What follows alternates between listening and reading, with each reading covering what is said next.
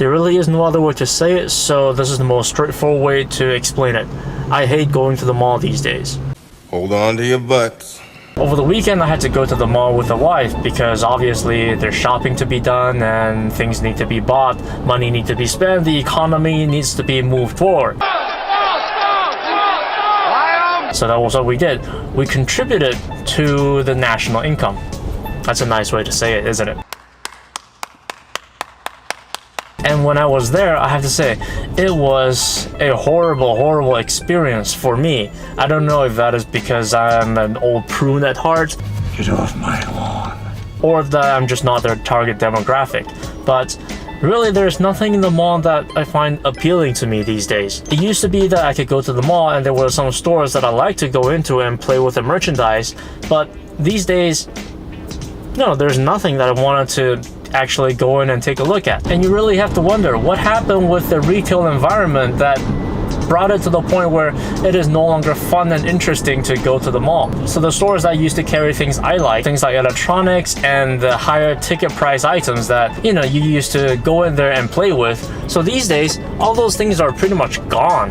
None of the stores carry them anymore.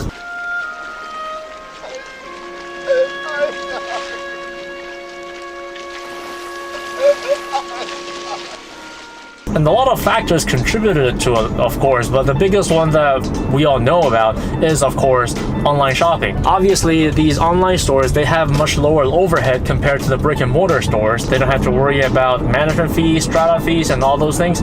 So they get a lot more leeway when it comes to their expenses. And naturally, that allows them to offer items at a lower price. And let's face it, at the end of the day, we don't want to pay extra for the things that we buy. So obviously, we're all sensitive to how they price their items. Now, another thing with these online shopping is that the way companies are advertising these days, they're spending more on these digital media instead of printed ads. Intergalactic proton-powered electrical tentacled advertising droids. Intergalactic proton-powered electrical tentacled advertising droids. Intergalactic proton-powered electrical tentacled advertising droids. And of course, as we sit on our couches and swipe our phones left and right, these advertisements pop up.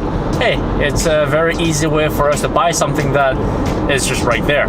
With one person that buys something online is one less person that will walk into a store and potentially be converted into a shopping paying customer. Thank you, come again. But thank you, come again. But of course, it's not fair to blame everything on just online shop, because the physical stores, when they were faced with this competition, instead of coming up with new strategies, they just went back to the old tactic of reducing prices.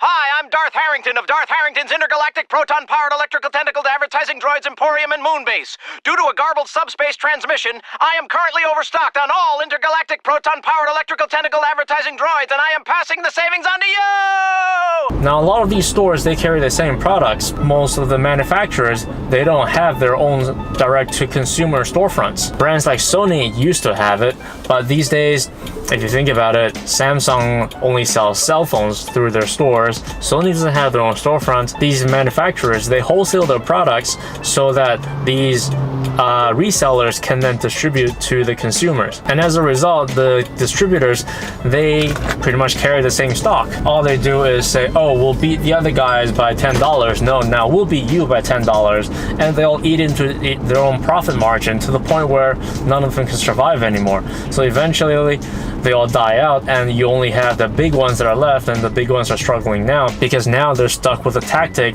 that doesn't really work, but they really have no other way of fixing it.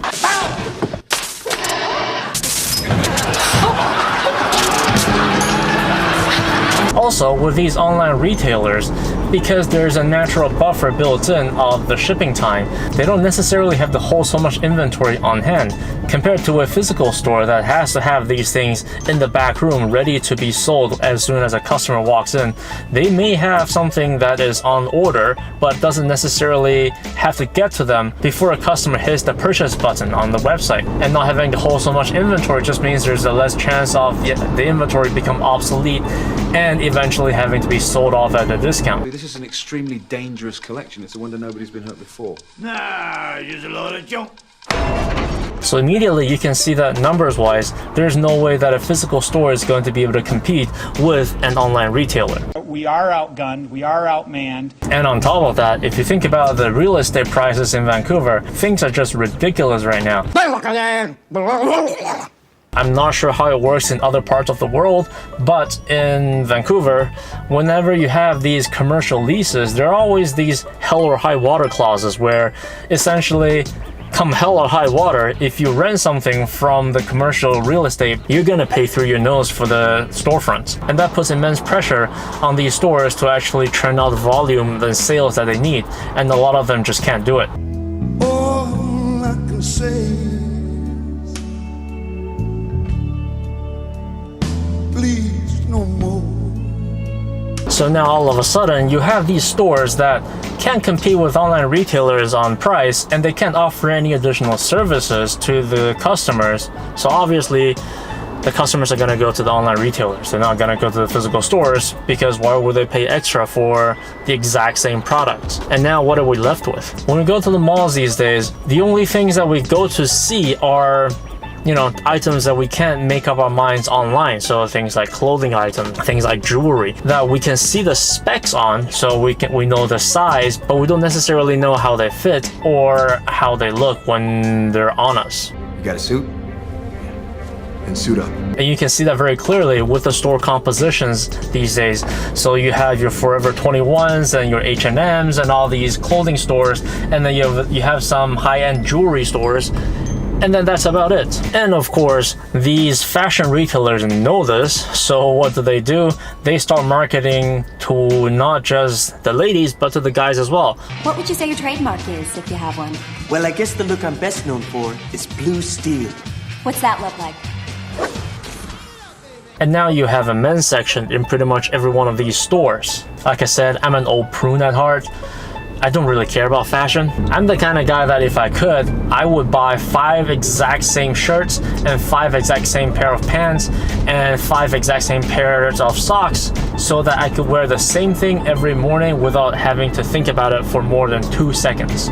And at the end of the day, it is just not a fun experience for me overall when going to the mall. It's very crowded, it's very noisy, you can't see the light of day. It's like they designed it with the mentality of a casino in mind when they build these damn things. But I still have to make the wife happy somehow, so I guess if she wants to go, saddle up, cowboy. Relationships can be, Sure. but they're also... That's right. And in case if you think there's a point to my rambling, no there isn't. I'm just not happy about the situation. Interestingly enough, this whole retail topic is, I guess, very relevant right now with the whole Canada-US tariff war going on. And I guess now is as good a time as any to think about the whole consumer culture that we live in right now. Do we really need all these clothing stores? Do we really care if something is in fashion every other week? I don't know. Maybe that's just a cynical and the out of trend side of me that just don't want to have anything to do with it. But again, there is a point, I guess, to be made about fashion and its connection to the whole pop culture and what is in trend right now. I'm not saying the fashion is bad. For our generation, fashion is a way for us to fulfill our desire of thinking that we're all individually unique snowflakes. You are so beautiful. But do we really need a new fashion trend every other week? If you think about the life cycle of these products that they're churning out at Forever 21, at H&M, at Zara, I mean, they go through an entire collection every other month. Is it necessary? I don't know. But then again, you're listening to me ranting about fashion when I have no problem looking at all these high-end electronics that are obsolete the second that they're produced. Hey, hypocrisy at its finest. But my philosophy when it comes to buying anything is I'll spend the money on it, but after I spend the money, I'll make sure to stretch it out as long as I can. And I don't know if that is the mindset that people have these days, or do they just not care and they just want the latest and the greatest? But every time I'm spending my money on something, I want to think about, okay, how can I make this thing last? And how can I get the most enjoyment out of it?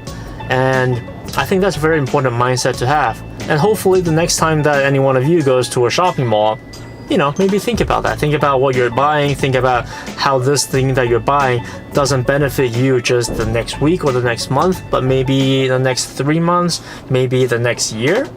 Yeah, have that in the back of your mind. Maybe that will influence your buying decision somehow. And if not, hey, I'm just a guy on the internet rambling on and on into a camera and praying that somehow my voice is able to steer the human history in some way.